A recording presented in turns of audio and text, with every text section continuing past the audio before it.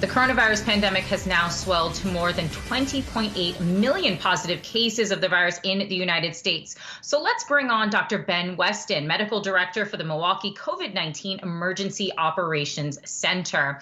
So, Doctor, we have news of another strain of the coronavirus, this time from South Africa, that is even more concerning, according to the reports, than the one that we've heard about from the United Kingdom. And we know that viruses mutate. We've talked about this a lot. We all learned about this in our middle and high school biology classes.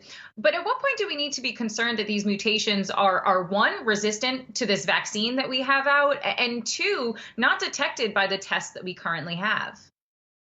Yeah, important questions. Thank you for having me.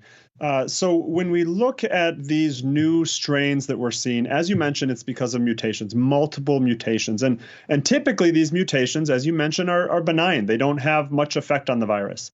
It seems that the strains we're seeing in the UK and seen in South Africa, and now starting to see in states here in the United States, are making a difference. And that difference seems to be in the transmissibility, not as much in the severity or how deadly the virus is.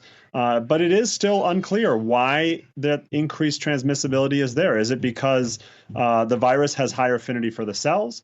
Is it because there's more viral load in our system? It's unclear. So there's still a lot to learn about these new strains.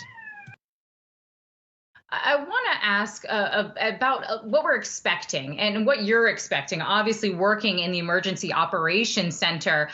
Just if you could quickly tell us, we have about a minute here, what you guys are expecting for the month of January. Well, so it's an interesting time. In Wisconsin right now, we're having pretty good numbers, although the last few days we're certainly starting to see an uptick in the percent positives. And if there's one thing we've learned with this virus, it's that no state, no county lives in isolation. We see what's going on in Arizona. We see what's going on in California. We know, unfortunately, it's a matter of time before it swings back and the Midwest is hit hard once again. So we'll continue to prepare. We'll get the vaccine out as fast as we can, and we'll continue our high levels of testing and our individual precautions. Absolutely. An incredibly difficult time. I want to thank you for bringing us some of those updates, Dr. Ben Weston, Medical Director for the Milwaukee COVID-19 Emergency Operations Center. Hope to have you back with us again in the future. Thank you.